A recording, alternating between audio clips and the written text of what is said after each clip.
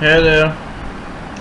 Okay, this is the 32nd video. और अब यार इस वीडियो में कोई इतना ख़ास कॉन्सेप्ट नहीं है।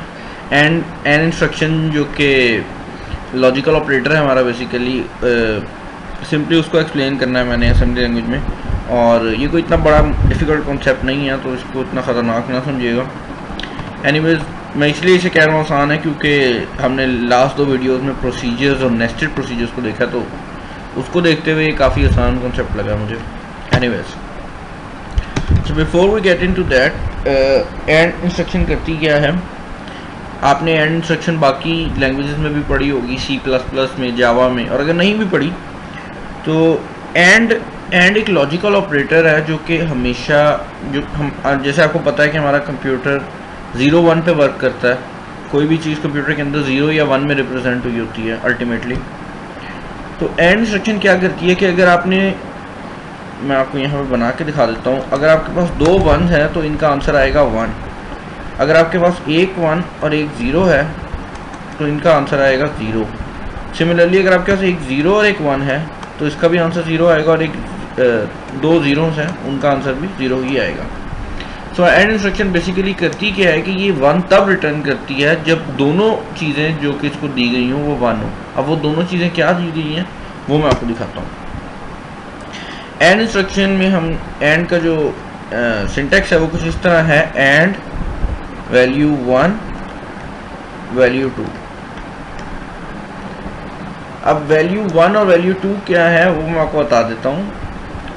बेसिकली वैल्यू 1 वो वैल्यू है जिसके अंदर आप फाइनली रिजल्ट स्टोर करना चाह रहे हैं। और वैल्यू 1 और वैल्यू 2 2 रजिस्टर्स हो सकते हैं। एक रजिस्टर और एक मेमोरी लोकेशन हो सकती है, क्योंकि हम 2 मेमोरी लोकेशन तो एक जगह यूज़ नहीं कर सकते, मैंने पहले भी बताया था।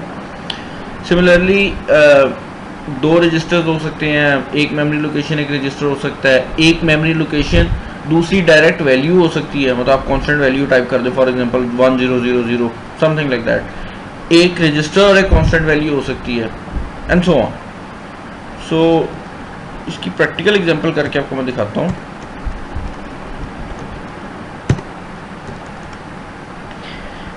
ओके, हम मूव करते हैं एच के अंदर 0 0 0 0 0 0 0 1 बी।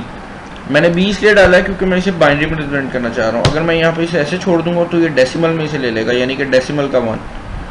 तो ये यहाँ पे तो फ़र्क नहीं डालेगा क्योंकि डेसिमल में 1 हो या बाइनरी में 1 हो वो एक ही वैल्यू है। लेकिन अब जब वैल्यू बढ़ाएंगे और फॉर एग्जांपल ये यहाँ पे ये वैल्यू करते हैं तो इससे होगा क्या कि अगर आप इसे डेसिमल में करते हैं तो मतलब इस तरह सेव करते हैं तो ये 101 यानी कि 101 हो जाएगा स्टोर। लेकिन अगर हम इसके आगे बाइनरी डालते हैं तो इसकी जो वैल्यू होगी वो एक्चुअल बनेगी 1 4 5, डेसिमल का 5 बनेगी, और हेक्साडेसिमल में भी ये 5 ही होगा। सो अभी के लिए हम इसमें सिर्फ ये रखेंगे वैल्यू 1 2 3, ओके सॉरी, एक 0 आएगा। और आपको पता है कि जो AH होता है वो 8 बिट्स का रजिस्टर होता है, तो हम उसमें 8 बिट की वैल्यू मूव करेंगे। मूव BH या AL में कर लेते हैं, हम BH को यूज़ ही नहीं करते। 1 0 1 0 1 0 1 सॉरी 1। मैं चाहता था कि अच्छा सा पैटर्न बना के आपको दिखाऊं इससे। ओके, हम पहले को 1 रखते हैं, उसके आगे 0 डालते हैं। तो 1 2 3 4 5 6 7 8।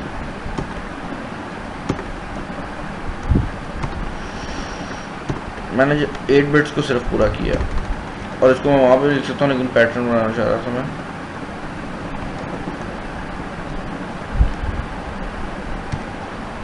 एनीवेज, बिफोर द एग्जीक्यूशन और सारा कुछ मैं आपको बता दूं कि इसका रिजल्ट क्या आएगा। जब आप इन दोनों चीज़ों को एंड करेंगे तो 0 0, ये नीचे वाला 0 और ये वाला 0 एंड होगा और इसका रिजल्ट 0 आएगा। 0 1, तो हम इसको साथ लिखते जाते हैं। 0 0 1 का रिजल्ट भी 0 होगा, 0 0 का भी 0 होगा, 0 1 0 0 0 1 0, लेकिन अब 1 1 है तो इसका रिजल्ट 1 होगा। इसका मतलब ये है कि अगर आप इन दो नंबर्स को एंड करते हैं तो जो आपका रिजल्ट होगा वो 1 आना चाहिए। तो हम करके देखते हैं, and AH AH let's it emulate emulate मुझे ऐसे क्यों लग रहा है मैंने ऑमलेट का है अभी। एनीवेज सिंगल स्टेप करते हैं हम। एच की वैल्यू 1 कर दी उसने, एल की वैल्यू 55 हो गई है क्योंकि बाइनरी में जब इसको कन्वर्ट किया होगा तो 55 बन रहा होगा। एनीवेज अब एंड वाली इंस्ट्रक्शन देखते हैं एग्जीक्यूट होती है तो क्या होता है। ओके इंस्ट्रक्शन एग्जीक्यूट हो गई है, और क्योंकि हमारी डेस्टिनेशन वैल्यू ए एच थी और ए एच में पहले भी 1 स्टोर था और रिजल्ट भी हमारा 1 ही बन रहा है, तो उसने उसको चेंज नहीं किया। तो इसको हम चेंज कर लेते हैं, हम ए एल को डेस्टिनेशन कर लेते हैं ताकि हमें चेंज नज़र तो आए। अब क्या होगा कि जो फाइनल रिजल्ट है, मतलब इन दोनों को ऐड करने के बाद वो रिजल्ट हमारा ए एल के अंदर स्टोर हो जाएगा। तो अब देखते हैं, ए एच में गई 1, ए एल में गई 55, एंड इंस्ट्रक्शन कॉल हुई और देखें उसने इसको 1 कर दिया। मैं आपको और एग्जांपल भी करके दिखाता हूँ इसकी। और ये सिर्फ इस तरह वर्क नहीं करता कि आपने इसके अंदर बाइनरी नंबर ही स्टोर किया। बाइनरी मैंने इसलिए स्टोर किया ताकि मैं आपको दिखा सकूँ कि बाइनरी कैसे होते हैं। आप इसमें हेक्साडेसिमल भी नंबर स्टोर करेंगे तो उसे वो ऑटोमेटिकली बाइनरी में कन्वर्ट करेगा, और दूसरा नंबर जो आपने ऐड किया होगा वो अगर आपने बाइनरी में दिया होगा तो डायरेक्ट कंपैरिजन करेगा, अगर उसको आपने हेक्साडेसिमल में दिया तो उसको भी वो बाइनरी में करेगा और उसके बाद कंपैरिजन करके रिजल्ट बना के आपको दे देगा। So let me just show you something. अगर मैं इसको 1 कर दूँ, इसको भी 1 कर दूँ और इसको 1 कर दूँ, तो अब रिजल्ट क्या आना चाहिए। Let's just make result 1 0 sorry 0 1 1 1 0 0 0 0 0 0 0 1, और ये बाइनरी का रिजल्ट है। तो 1 इसका रिजल्ट जो बनेगा वो डेसिमल का होगा। ओके लेट्स सी क्या डेसिमल का होगा, हमें देर लगाने से बेहतर है। एंड इंस्ट्रक्शन लिखी, उसके बाद हमने वो ऑपरेंड लिखा जो कि हमारा डेस्टिनेशन ऑपरेंड है एल, और रिजल्ट आ जाएगा।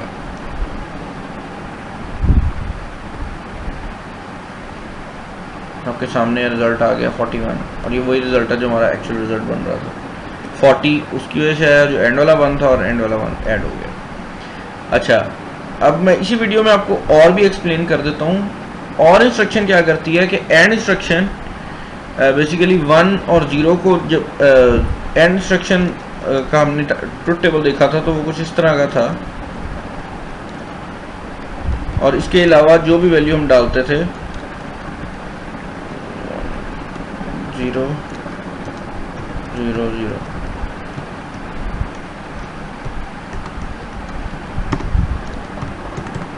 तो ये हमारा ट्रुथ टेबल बन रहा था।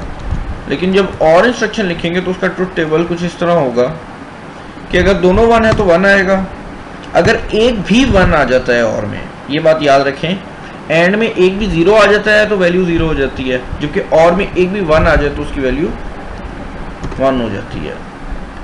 तो ये भी 1 होगा और ये भी 0 0 0। सो अगर हम इन दो चीज़ों को और करते हैं तो उसका क्या रिजल्ट बनेगा, लेट्स सी।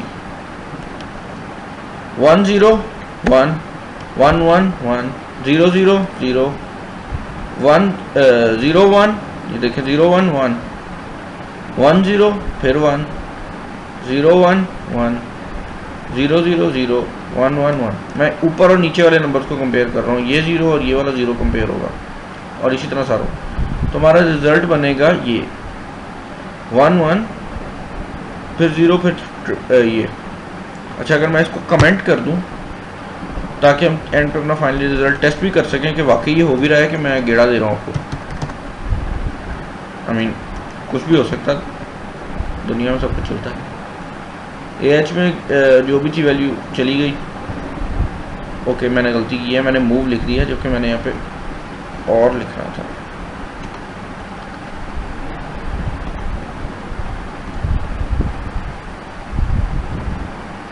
अच्छा, तो अब एल के अंदर हमारी वैल्यू जानी चाहिए। मैं इसको खोल लेता हूँ, इस पर डबल क्लिक किया मैंने, और इसकी जो बाइनरी वैल्यू है वो चेक करते हैं हम एल की क्या आ रही है। तो ये देखें, ये वही वैल्यू है जो हमने यहाँ पे निकाली थी। So thank you for watching. ये और एंड हमने एक्सप्लेन कर दिए। अपना ख्याल रखें। अल्लाह हाफ़िज़।